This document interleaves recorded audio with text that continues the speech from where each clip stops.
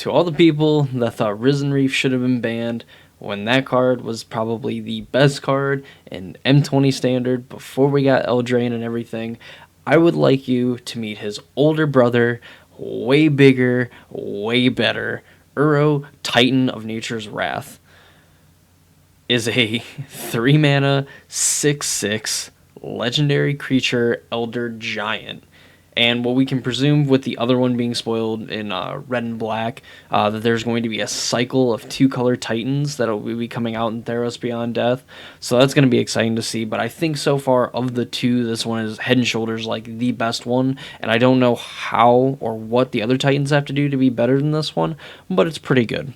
So Uro, Titan of Nature's Wrath, enters the battlefield, or when it enters the battlefield, you sacrifice it unless it escaped. But whenever it enters the battlefield or attacks, you gain 3 life, draw a card, and then you may put a land from your hand onto the battlefield. So Risen Reef obviously was very powerful because whenever it or another elemental entered the battlefield, you could look at your top card, and then if it was a land, put it into play, and then if it wasn't a land, you just put it into your hand. No problem. Uro arguably is a lot better than the Risen Reef for the fact that even if the card you draw is a land, then you just put it into play, kind of like what you would have done with Risen Reef. Or if you just whiff and you draw like a spell and you have another land in your hand, this card puts it into play. The fact that essentially what you're going to be looking at is an ETB trigger for not only itself but possibly other cards that enter the battlefield or care about cards entering the battlefield. Obviously, also dies triggers because it's going to die when it comes into play if you didn't escape it. There's people talking about Hushbringer to just be able to play it on turn 2 and then play Titan on turn 3 and just have a 3 mana 6/6 that if it just gets to attack, then you get to gain life, draw a card, put a land into play.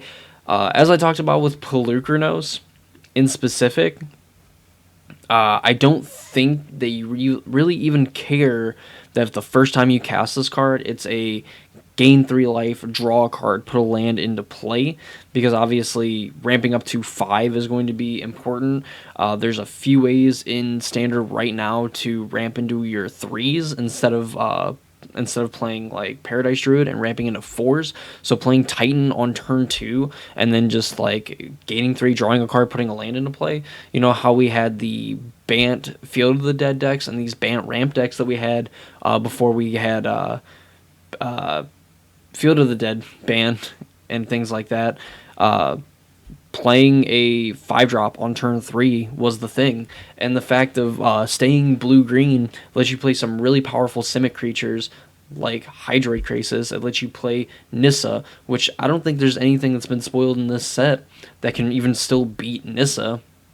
I mean, you throw into the fact that you can play Uro instead of Risen Reef or alongside Risen Reef, and the fact that this card also just like stops, gives you some game against like any aggro decks or mono red, for the fact that like for 3 mana you gain 3, draw a card, put a land into play, and you still get to do your thing. And again, like I said with Polukranos yesterday, this card will fuel itself just by playing the game. Exiling 5 cards from your graveyard, that's nothing for a 4 mana 6/6. That's going to gain you another 3 life, draw you another card, and put another land from your hand into play. This card is nuts. It is probably going to be one of the best cards to play in the set. It's probably going to be one of the easiest, like, slam dunk, like, this is going to go into a deck that's already established in the Standard format, not to mention have a possible impact on Modern and in Pioneer as well. With all the cards that stop enter the battlefield triggers, to where if you just want to play this as a 3 mana 6/6, and then obviously it still be recursive in being able to be cast for its escape cost and get the ability to do it even when it attacks, it is just amazing. Everything about this card is awesome.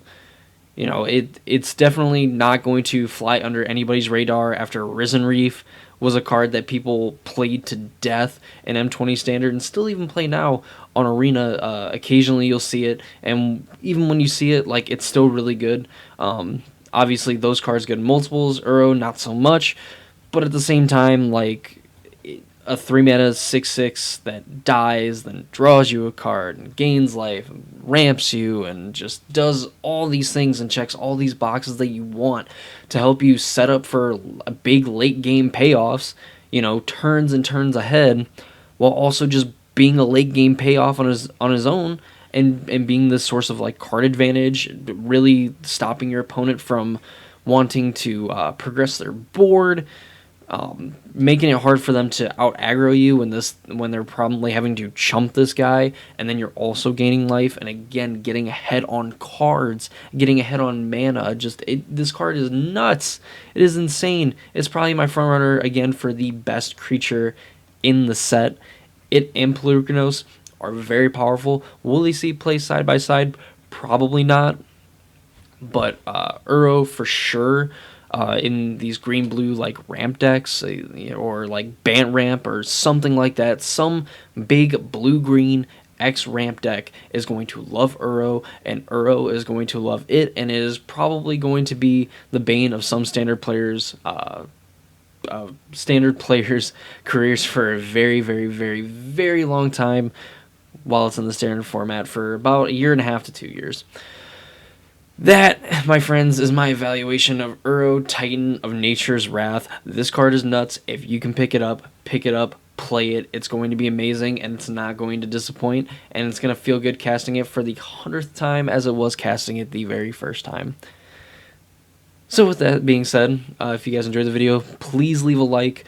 Subscribe to my YouTube channel for more stuff like this. We're going to be going over more Theros Beyond Death cards, going in depth, their impact on Standard, why they're good, maybe why they're bad. Who knows? You just have to watch the video to find out. Also, follow me on Twitter. I have my Twitter in the description of this video, so go follow me. You'll know when I go live on Twitch and when I post videos on YouTube. And hey, even speaking of Twitch, go follow me on my Twitch channel. I also have a link to my Twitch in the description as well. Play a lot of video games. We hang out and do a lot of things. Streaming almost daily, taking some days off for family and things like that. But aside from that, we stream 4, 5, sometimes even 6 days a week on my Twitch channel. So be sure to check it out. And I appreciate you all for watching the video, and I'll see you in the next one.